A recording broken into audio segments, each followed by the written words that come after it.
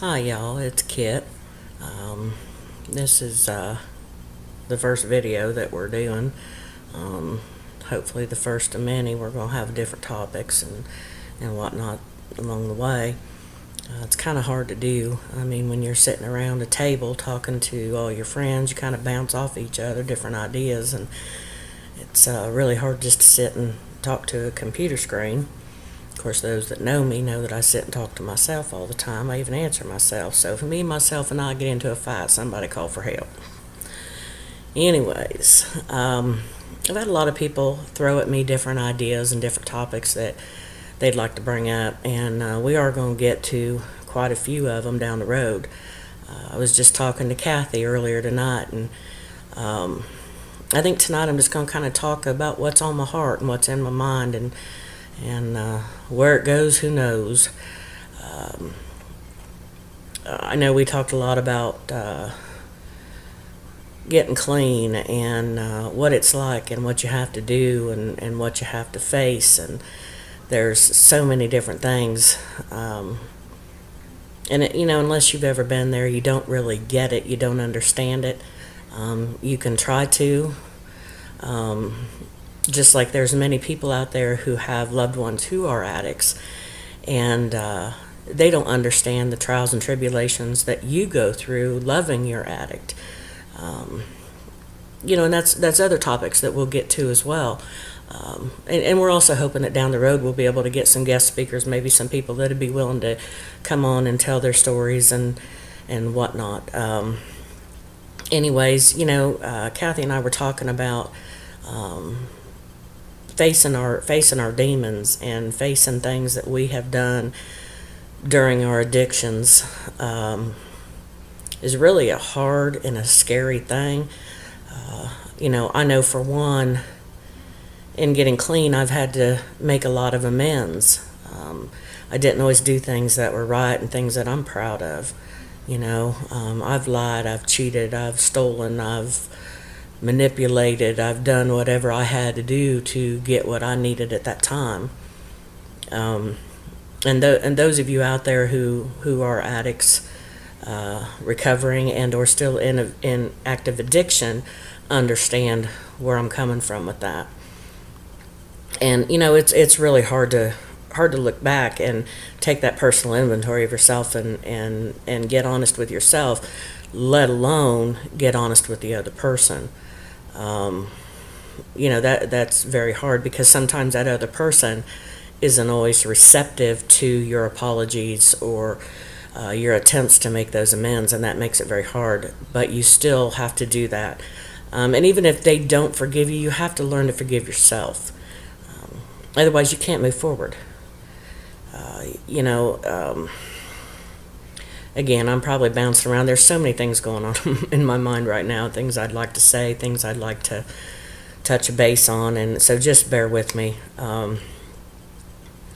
It's I've had to make amends with family. I've had to make amends with friends.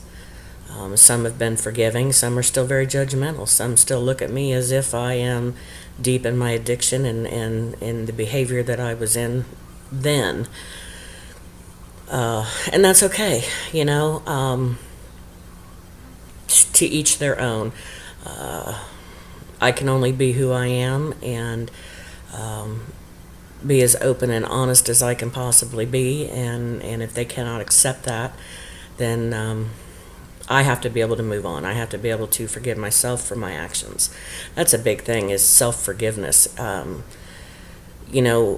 Deep inside when you're an addict, I keep saying, and I'm not the one who invented this or whatever, but you can't hate the addict.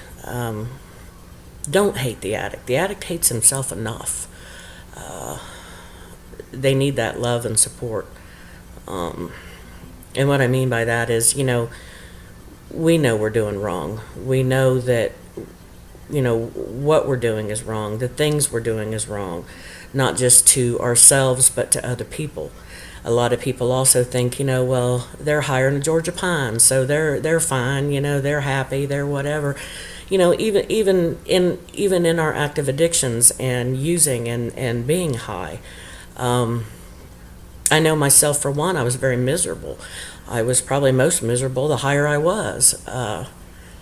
Many times I would sit and talk to Kathy, and I would be just high. I don't know how to. I just I would be at my worst, and I would tell her over and over, if I could just get clean, I would. If I didn't have to live like this, I'd be so much happier. If I could just do this, or I could just do that. But I was scared. I was afraid. Going through that withdrawal, going through facing myself, facing what I've done to others, facing life on life's terms, which is something nobody really wants to do. Very difficult. And it took a lot for me to finally wake up one day and say, I'm either going to die or I'm going to end up in prison. I have a precious, precious 4-year-old grandson. I have a daughter that I love very much who's 26 years old. I have a boy that I consider like an adopted son of mine, and you've heard me talk about him in the room, Robbie, who was getting ready to get out of prison, and at that time was clean. And I wanted to be an example for him. I can't sit and tell my kids don't do something if I'm sitting there doing it in front of them. So I had a lot of different reasons that I wanted to get clean, along with the fact that I just didn't want to live like this anymore. I didn't want to be high anymore. I didn't want to be using. I didn't want to be buying and selling. I didn't want to have to always look over my shoulder and worry about getting busted, dying, overdosing, whatever the case may be. Wheeling and dealing. You're constantly counting your drugs to make sure you got tomorrow's high lined up, and all this crap. I mean, it's a miserable life. It really is. Your whole world revolves around it. Your whole thought process revolves around it. It revolves around the fact that you're getting high now. It revolves around the fact, how am I going to get high later? What about tomorrow? What about the day after tomorrow? I mean, it's just constantly, that's what it's about. I didn't want to live like that anymore. So I just woke up one day and I said, I can't do this anymore. I cannot. I just cannot. And I told everybody what my plan was. And I guess this is why I want to help people find help with detox and treatment and whatnot, because at that time I didn't know a whole lot about that. I had no insurance. I had no money. I had no idea that there were any kind of scholarships or funding or anything of that nature out there, or places you could go that were, where you could go for free treatment or anything like that. So I ended up informing those around me that I was going to stop and I was going to get straight. And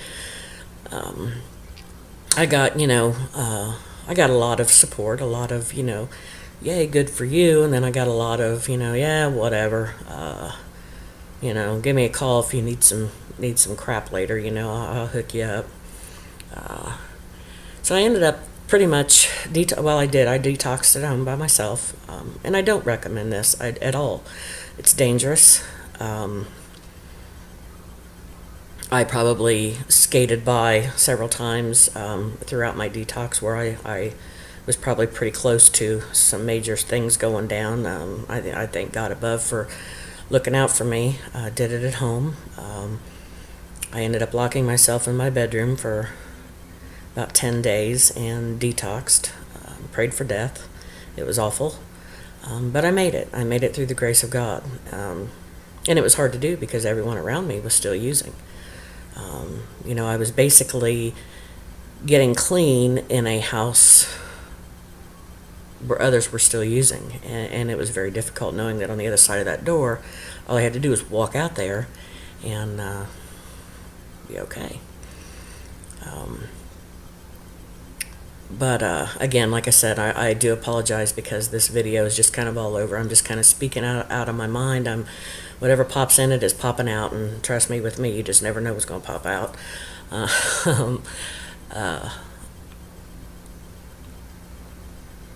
It's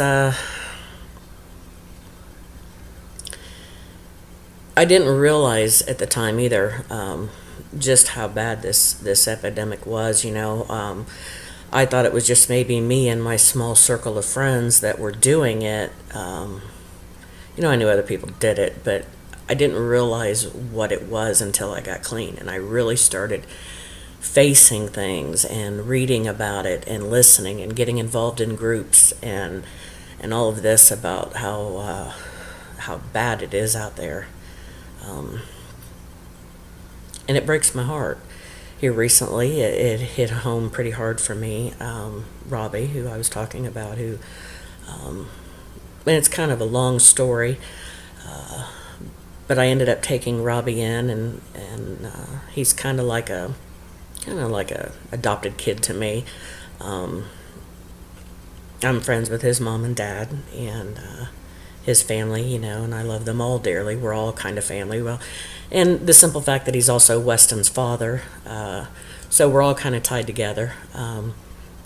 But here recently, in the last few weeks, he overdosed, and it scared the hell out of me.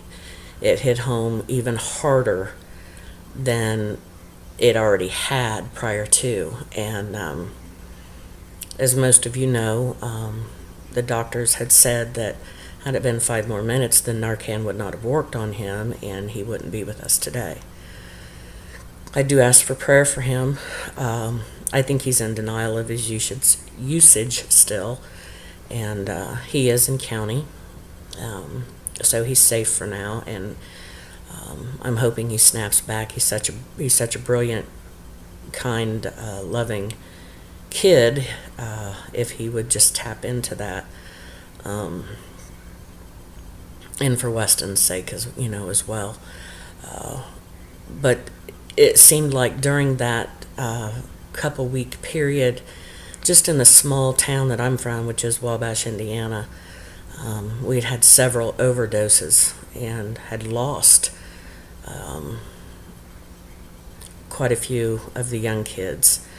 And it's everywhere. It's everywhere. It's everywhere. I've got people that we talk to in our group that are from other countries asking, me what to do. And I unfortunately, I don't know what to do for them. I don't know what's available to them over there. I don't know what the laws are, the programs they have, or anything like that. I offer prayer. I offer support.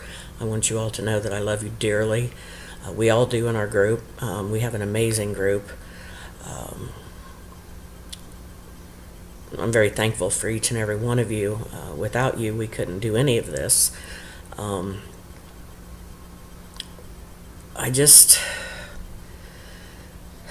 don't know. Again, so much going through my mind. So,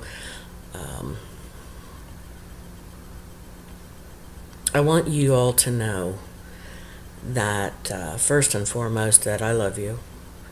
I want you to know that you are so very important, that there is a purpose for every one of you. And I am, for one, extremely grateful to have all of you in my life. I think we make a fantastic team. The people we have been able to reach, the people we've been able to help and support and love has been amazing. We've only had this group for a little over a month, if that. And we're up to almost 1,000 members and growing daily. And I just want you to know that I'm proud of you. And you need to be proud of yourselves. You need to understand that, many of you have overcome quite a bit, and you're still working on quite a bit, and that's okay, because life is a process of constantly improving and learning and working on ourselves. Many of you I've gotten the opportunity to talk on a personal note with, and you've shared with me your stories and your struggles, and I'm so grateful for that, because I learn so much from every one of you, and you all touch me personally, as I'm sure you do each other. I read the post in the room, and I just absolutely love the positive energy that is in there. And no matter what a person is struggling with, you all reach out and show that love and support. And you're fantastic. I love you. I love you. I love you. I am going to cut this short. I realize I've done a lot of rambling. This is a very raw video. I'll get better as time goes on. My daughter is real big into the whole video thing. She does. She's a makeup artist as well, and she has her own YouTube channel and does all this jazz and all this fancy schmancy. And I'm kind of sneaking in the middle of the night doing this while everybody's in bed and it's quiet. So hopefully we'll be able to do some better things, and I'll try to stay more focused and get on one certain topic and delve into it. I just really wanted to touch base tonight and just kind of talk whatever was on my head or on my heart. And a big thing is just tell you that I love you, and I appreciate you, and I appreciate everything you do, and I appreciate everyone for who they are, and I thank you, and I hope you all have a very blessed week, and I am keeping you in my prayers. God bless.